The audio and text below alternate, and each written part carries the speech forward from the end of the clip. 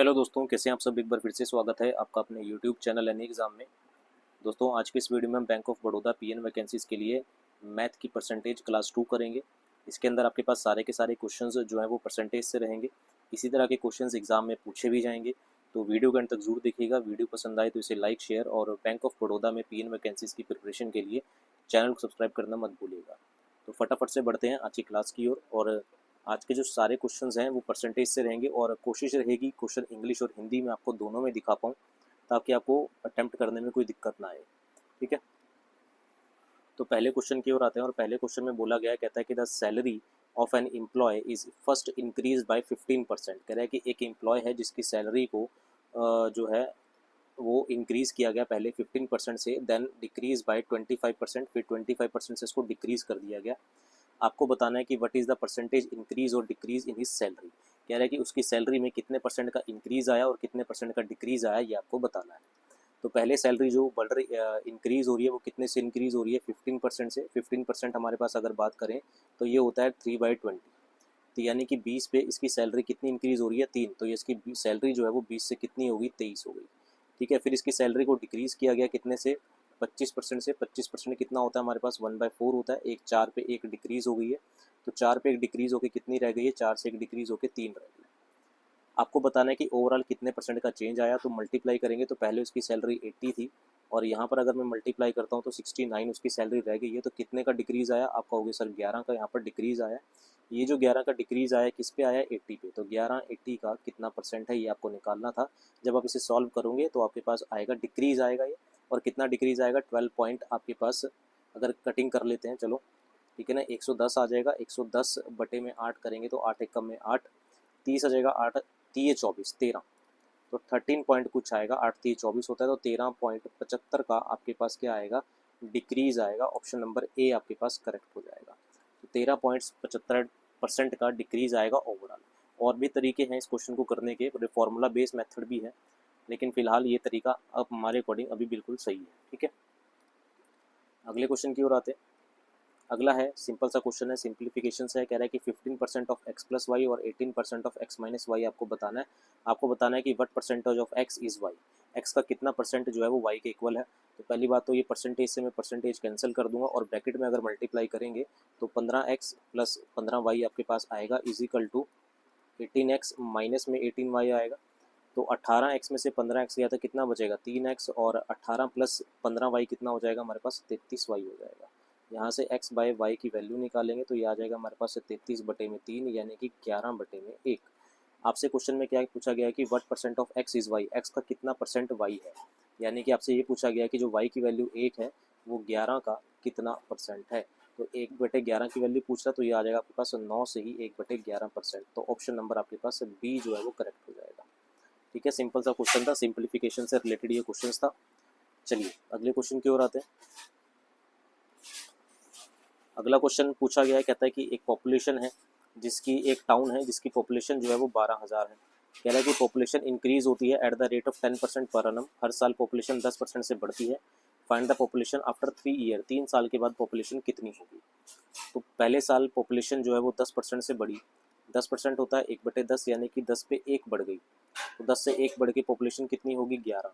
अगले साल फिर 10% बढ़ेगी, फिर 10 से 11 हो जाएगी। अगले साल फिर 10% बढ़ेगी, 10 से बढ़ के फिर से कितनी हो जाएगी, 11। तो पॉपुलेशन पहले 1000 थी, 1000 से बढ़ के 3 मल्टीप्लाई करेंगे तो 1331 आ जाएगा। यानी कि पॉपुलेशन जो है वो 1000 से बढ़ के 1331 हो गई। 1000 की वैल्यू आपको जो है वो क्वेश्चन में दे रखी है कितनी, 12,000। एक की वैल्यू कितनी आएगी, 12। आपको 1331 की वैल्यू यहाँ पर निकालनी है, तो 12 मल्टीप्लाई बाय 1331 करेंगे। और आपको पता है कि यहाँ पर कहीं पर भी जीरो नहीं है, तो क्वेश्चन आंसर जो आएगा उसके अंदर कहीं भी जीरो नहीं है। तो एक ही ऑप्शन मेरे को दिखाई दे रहा है जिसके अंदर जीरो नहीं है, वो है आपके पास 15,972। तो इसका आंसर कितना आ जाएगा, 15,972 आ जाएगा। मल्टीप्लाई करके देख सकते हैं, तो ऑप्शन नंबर ए आपका जो है वो करेक्ट हो जाएगा। सिंपल सा क्वेश्चन था, हमने रेशियो मेथड लगाया और आंसर को सॉल्व कर लिया। ठीक है, इसको सॉल्व करने के और भी तरीके हैं। ठीक है, आप चाहे तो डायरेक्ट भी कर सकते हैं, जैसे आप सीधा सीधा फॉर्मूला भी लगा सकते हैं कि 12,000 मल्टीप्लाई बाय 10% से बढ़ रही है, यानी कि 1 प्लस में 10% से इसको बढ़ रहा है, और पावर में कितना, 3 साल। तो ऐसे भी कर सकते हैं, सिंपल आपको आंसर ये दे देगा। ठीक है, चलिए अगले क्वेश्चन की ओर आते हैं। अगला है 30% ऑफ 40% ऑफ 150% ऑफ 200% ऑफ 360 आपको बताना है। तो 30/100 multiply by 40/100 multiply by 150/100 multiply by 200/100 multiply by कितना 360, ये आपको बताना है कि कितना होगा। इसको सॉल्व कर लेंगे। पहले 0 से 0 हम सारी कट कर लेते हैं। 1 2 ये कट जाएंगी, एक और कट जाएगी यहाँ से, ये वाली हमने काट ली। फिर 2 0 और कट जाएंगी, एक ये कट गई और एक ये कट गई। ठीक है, यानी कि अब मेरे को एक चीज़ बहुत अच्छे से यहाँ पर दिखाई दे रही है, वो क्या, वैसे तो और भी कट रही हैं तो और काट लेते हैं। 5 3 15 होता है, 5 दूनी 10, 0 हो जाएगा, 2 1 2 0 और यहाँ पर ये 2 कैंसिल हो जाएगा। आपके पास ये बचेगा। तो आपके पास क्या बचा, 3 इंटू में 4 इंटू में 3 इंटू में 36 डिवाइडेड बाय 10, ये आपके पास बचेगा। यानी कि जो भी आंसर आएगा सिर्फ 1 पॉइंट तक आएगा। आप जो भी आंसर करोगे, यानी कि जो भी आंसर आएगा पॉइंट आंसर आएगा, पॉइंट करके 1 पॉइंट आएगा, क्योंकि नीचे क्या है 10 है, तो मेरे को एक ही पॉइंट दिख रहा है, वो है ये। तो ऑप्शन नंबर आपके पास जो है वो डी करेक्ट हो जाएगा। ज़्यादा मल्टीप्लाई करने की जरूरत नहीं है, सिंपल सी लॉजिक लगाओ और अपना आंसर करो। ठीक है, तो नीचे 10 था, यानी कि 1 पॉइंट तक आंसर आएगा, तो ऑप्शन नंबर डी आपके पास करेक्ट हो जाएगा। अगले क्वेश्चन की ओर आते हैं। कहता है कि एक क्लास है, एक ratio of number of boys and girls in the school. कह रहा है कि क्लास के अंदर बॉयज़ एंड गर्ल्स की रेशो जो है वो 3:2 है। 20% of boys and 25% girls are scholarship. तो जिसमें से 20% बॉयज़ को और 25% गर्ल्स को क्या मिली है, स्कॉलरशिप मिली है। The percentage of the students who are not scholarship.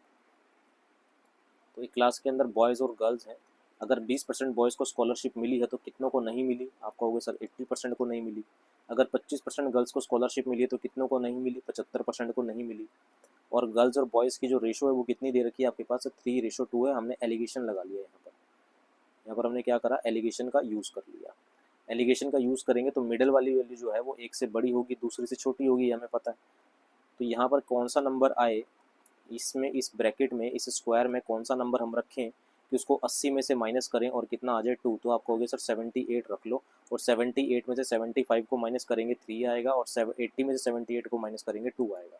तो ऐसे जो पर्सन है जिनके पास स्कॉलरशिप नहीं है वो कितने हैं, 78% है। ज़्यादा टफ नहीं है क्वेश्चन। ऑप्शन नंबर आपके पास बी जो है वो करेक्ट हो जाएगा।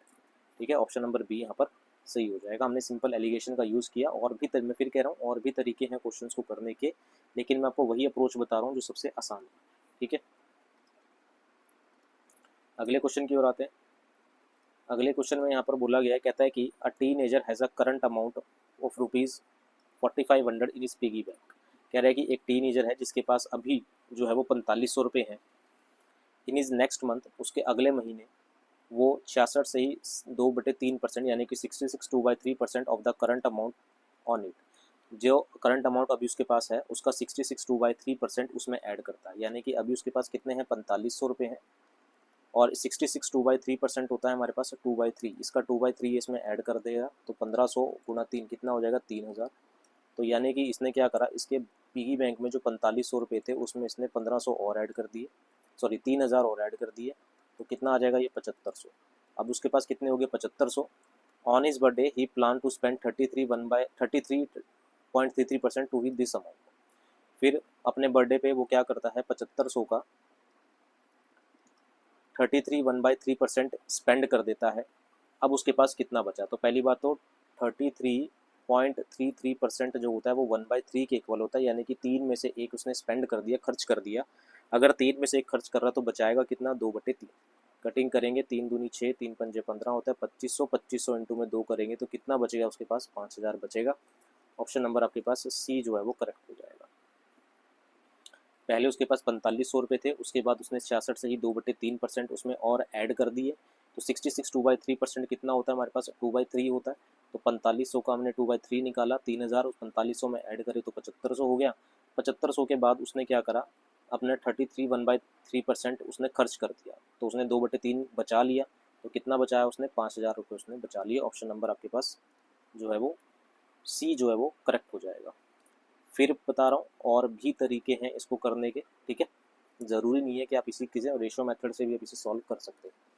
चलिए अगले क्वेश्चन की ओर आते हैं। कहता है कि Saurabh spend 20% of his monthly income on the education of his children. कह रहे हैं कि सौरभ ने 20% जो है वो अपने बच्चों की एजुकेशन पे खर्च कर दिया। तो पहली बात तो 20% की बात करें, 20% होता है हमारे पास 1/5, 5 में से एक उसने खर्च कर दिया, तो 5 में से बचाएगा कितना, 4। फिर उसने 30% खर्च कर दिया, 30% कितना होता है हमारे पास, 3/10 होता है।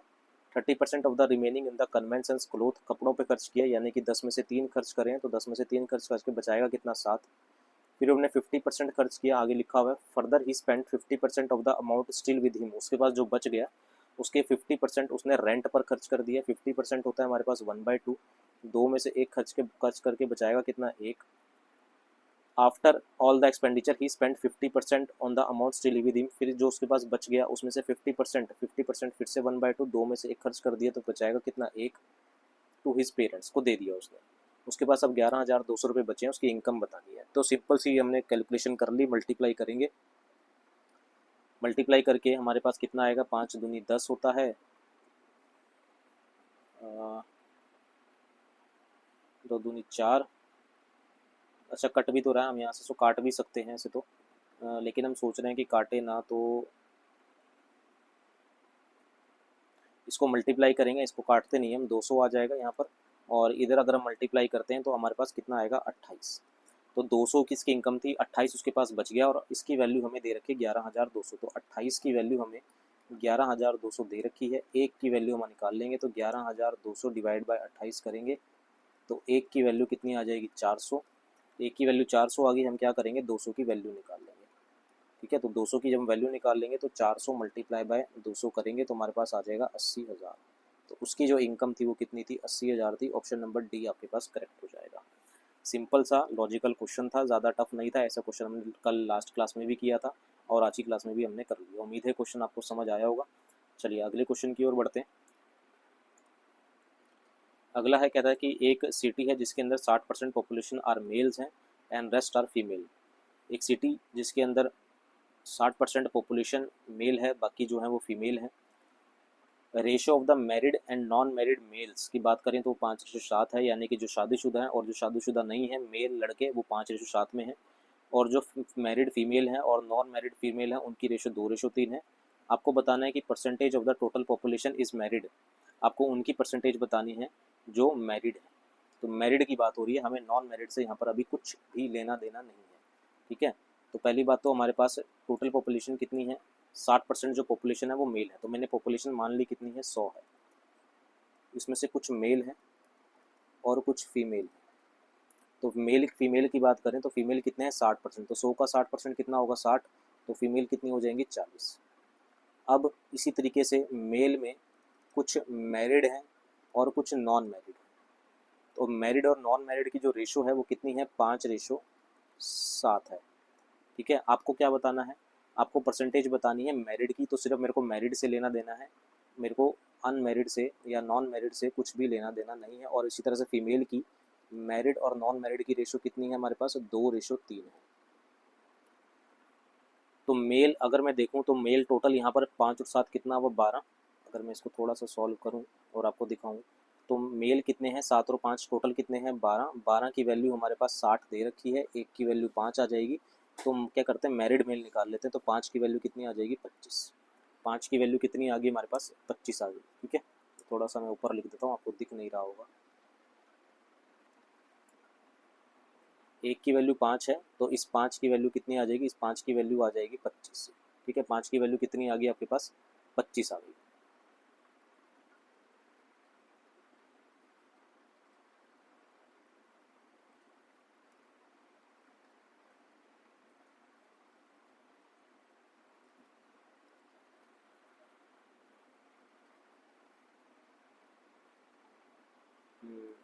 दिख नहीं रहा होगा ना, मैं इसको वापस से थोड़ा सा और छोटा करके लिखने की कोशिश करता हूँ। तो इस 5 की वैल्यू जो होगी वो कितनी आ गई, इस 5 की वैल्यू आ जाएगी 25। इस 5 की वैल्यू कितनी आ गई, क्योंकि एक की वैल्यू 5 है, तो 5 की वैल्यू कितनी आ गई हमारे पास, 25 आ गई। इसी तरह से हम फीमेल निकाल लेंगे। तो टोटल फीमेल अगर मैं देखूँ तो 3 और 2 कितना हुआ, 5 हुआ। इस 5 की वैल्यू 40 हमें दे रखी है, एक की वैल्यू कितनी आएगी, 8। हम क्या करेंगे, इस 2 की वैल्यू निकाल लेंगे। 2 की वैल्यू कितनी आ जाएगी, 16। 2 की वैल्यू कितनी आ गई हमारे पास, 16। अब हमें पूछा है कि मैरिड, तो मेल कितने मैरिड हैं, मेल की बात करें तो मेल मैरिड है 25। फीमेल कितनी मैरिड है, फीमेल मैरिड है 16। तो टोटल कितने हो गए, 49 हो गए। टोटल कितने हो गए 49 हो गए, नहीं सॉरी 49 नहीं 41 हो गए। टोटल जो मैरिड है वो पॉपुलेशन कितनी है 41, और 41 जो पॉपुलेशन है वो टोटल पॉपुलेशन का कितना परसेंट है, यही आपसे पूछा, तो कितना आ जाएगा 14.1% आ जाएगा। ऑप्शन नंबर आपके पास जो है वो एक करेक्ट हो जाएगा। सिंपल सा क्वेश्चन था, लॉजिकल, आराम से आपने इसको कर लेंगे।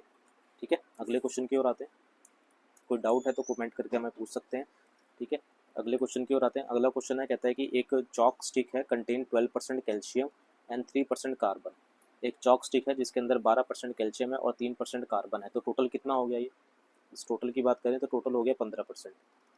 कैल्शियम और कार्बन टोटल कितना हो गया 15%। The amount of the rest जो बच गया टोटल 100% होगा। 100 में से 15% जो है वो कैल्शियम और कार्बन है, तो टोटल बचेगा कितना 85%। तो rest of the substance, the amount, आपको अमाउंट बतानी है किसकी, जो अमाउंट बच गया उसकी अमाउंट, जो बच गया सब्सटेंस उसकी अमाउंट बतानी है कितनी होगी 1.5 kg चॉक में। तो हम क्या करेंगे 1.5 kg है, इसको ग्राम में निकालने के लिए पहले तो 0.10 लगाया, ग्राम में करने के लिए 1000 से मल्टीप्लाई कर देंगे, ग्राम में हो गया। इसका हम 85% निकाल लेंगे। इसका हम क्या करेंगे 85% यहाँ पर फाइंड कर लेंगे। ये 15 है, तो इस जीरो से ये जीरो कैंसिल हो जाएगी, 1 2 0 ये कैंसिल हो जाएगी, तो हमारे पास आएगा 15 मल्टीप्लाई बाय 85, और 15 मल्टीप्लाई बाय 85 होता है 1275 ग्राम। तो ऑप्शन नंबर आपके पास जो है वो डी करेक्ट हो जाएगा। तो जो बाकी बच गया था उस सब्सटेंस का जो अमाउंट है वो कितना है 1275 ग्राम। अगले क्वेश्चन की ओर आते हैं। अगला क्वेश्चन हमारे पास कहता है कि Ramesh invest 30% more than Suresh. Ramesh ने सुरेश से 30% ज़्यादा इन्वेस्ट किया। Suresh invest 40% less than Arun. Suresh ने अरुण से 40% कम इन्वेस्ट किया। ठीक है, अरुण ने कितना इन्वेस्ट किया 8000। टोटल अमाउंट आपको बतानी है कि कितनी है। तो अरुण इन्वेस्ट करता है कितना 8000, तो सुरेश कितना इन्वेस्ट करेगा इससे 40% कम, यानी कि 8000 का हम क्या करेंगे 60% निकाल लेंगे, क्योंकि इसने 40% कम इन्वेस्ट किया। तो सुरेश कितना इन्वेस्ट करेगा 4800। फिर रमेश की बात करें तो रमेश कहता है कि वो सुरेश से 30% ज़्यादा इन्वेस्ट करता है, यानी कि 4800 का 30% ज़्यादा इन्वेस्ट करेगा, हम क्या करेंगे 130% निकाल लेंगे। इसको मल्टीप्लाई करेंगे और 100 अपना 48 को हम मल्टीप्लाई करेंगे किससे 130 से। तो 48 130 से मल्टीप्लाई करेंगे, ये आएगा हमारे पास 6240। टोटल अमाउंट हम ऐड कर देंगे, यानी कि 8000 प्लस 4800 प्लस 6240। ठीक है, इन सब में हम क्या करेंगे ये ऐड कर देंगे।